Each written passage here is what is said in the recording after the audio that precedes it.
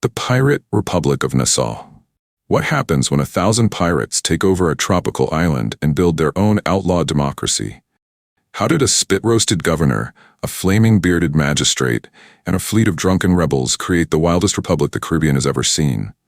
And why did the British Crown send a man named Woodes Rogers with 7 warships and a pardon in one hand and a noose in the other?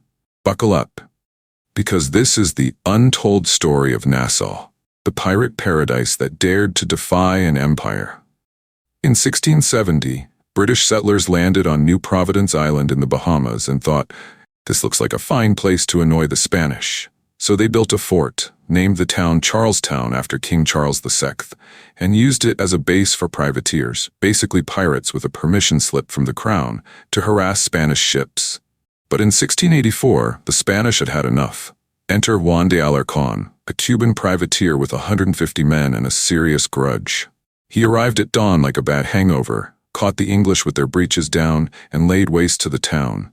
Governor Robert Clark, poor soul, was captured and roasted alive on a spit. Yes, roasted, like a Sunday ham. The survivors fled to Jamaica, probably swearing off beachfront property forever. Fast forward to 1695. The British, ever optimistic, rebuilt the town under Governor Nicholas Trott and renamed it Nassau in honor of King William III, whose family hailed from the House of Nassau. It was a fresh start, a new name, and hopefully fewer roasted governors. But in 1703, the Spanish teamed up with the French, because why not, and torched Nassau again. This time, the British shrugged and said, you know what, we're good. They abandoned the Bahamas like a bad Tinder date, leaving the place wide open for anyone with a boat and a bad attitude. With no governor, no law, and no one to say, hey, maybe don't steal that, Nassau became a pirate's paradise. The harbor was shallow enough to keep out big warships, but perfect for nimble sloops. There was fresh fruit, wild game, and clean water. Basically pirate heaven with better plumbing. By the early 1700s, over 1,000 pirates had made Nassau their home.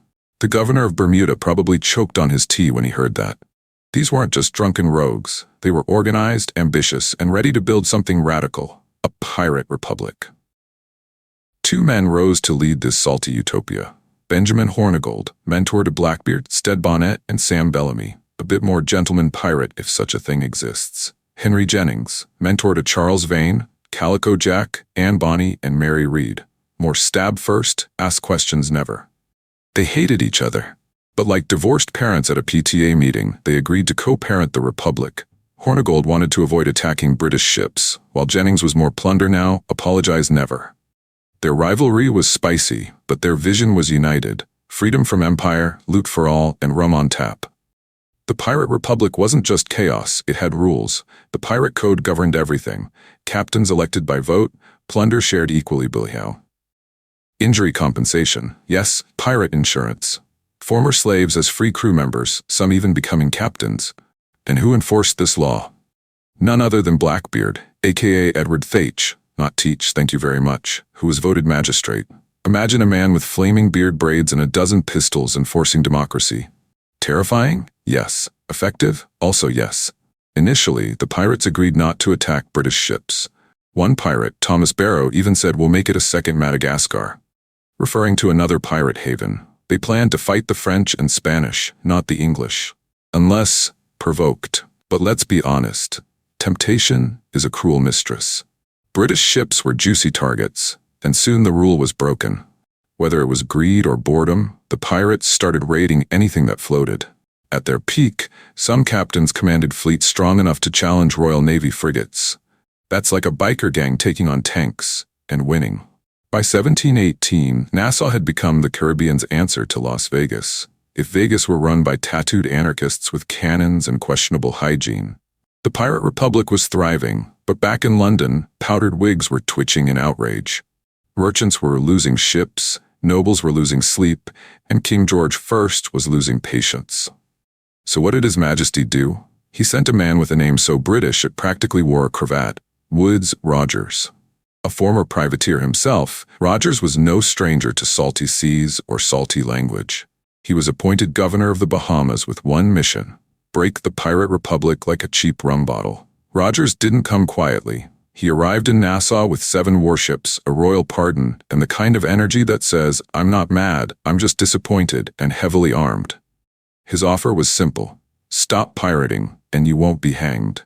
Keep pirating, and you'll be decorating the gallows by Christmas. It was the carrot and cannon approach, and surprisingly, it worked. Many pirates, weary of the chase and fond of their necks, accepted the pardon. One of the first to flip sides? Benjamin Hornigold, former pirate king turned pirate hunter. Rogers commissioned him to track down the holdouts, those who still fancied a bit of plunder with their breakfast. Hornigold, now wearing the metaphorical badge of justice, set out to clean up the mess he helped create. It was awkward, like a rock star becoming a traffic cop. He couldn't catch the big fish. Blackbeard and Charles Vane slipped away like greasy eels, but he did nab 10 pirates who thought they could outdrink the law. On December 12, 1718, 9 of those pirates were executed, likely with a crowd of former drinking buddies watching in grim silence. The message was clear: the party was over. With that, the British re-established control. The Pirate Republic was dead, and Nassau was back under the rule of powdered wigs and proper paperwork. But Nassau wasn't done playing host to rebels. In 1776, during the American Revolutionary War, American Marines briefly occupied the town. It was a cheeky move, like crashing your ex's wedding just to steal the cake. Then, during the American Civil War, Nassau became a smuggler's paradise again, this time for Confederate traders sneaking goods past Union blockades. The town had a knack for attracting trouble, like a magnet for morally flexible entrepreneurs. Fast forward to the 1920s and 30s, America was dry, but Nassau was wet. Very wet.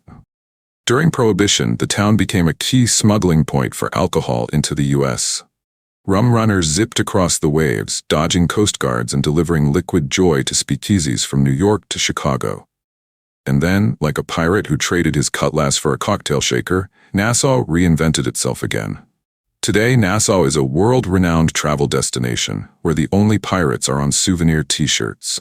Cable Beach boasts 5 hotels, and the Atlantis Resort on nearby Paradise Island employs over 6,000 people, making it the biggest employer outside the government.